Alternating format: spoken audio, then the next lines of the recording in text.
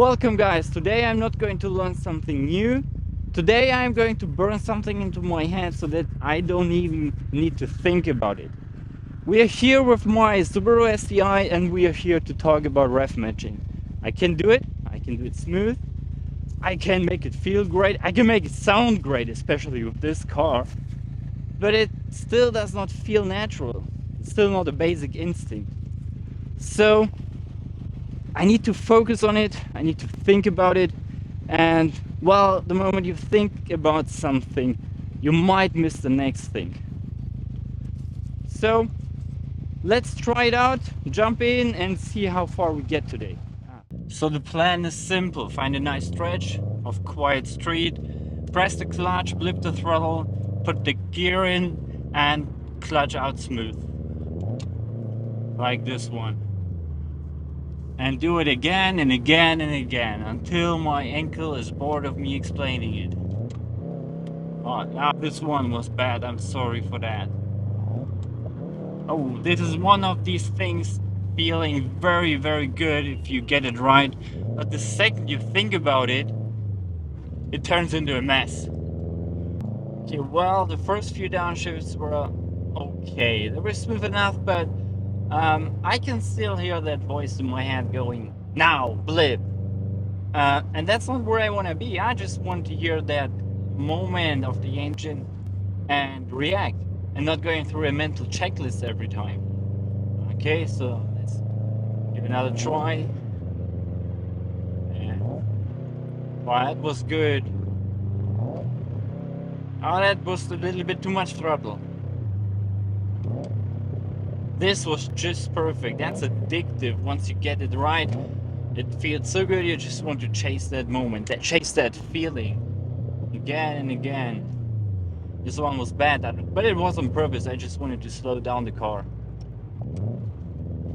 After these few runs today, I'm starting to ignore the number of revs.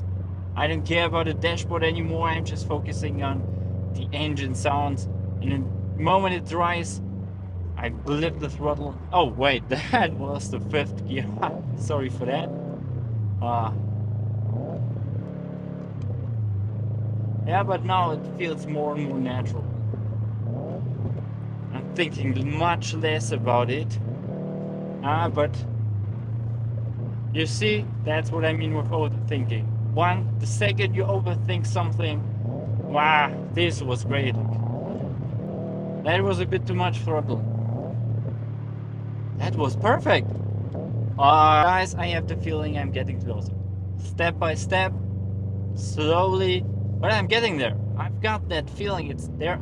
There are much more of these ones where the revs just fit perfectly and the car just don't notice they shift the gear. And that's a goal, right? That's how it's supposed to be. Whoa, this one was perfect. You saw that. And right in front of that curve. I was focusing on the line and I still matched the revs. This was great.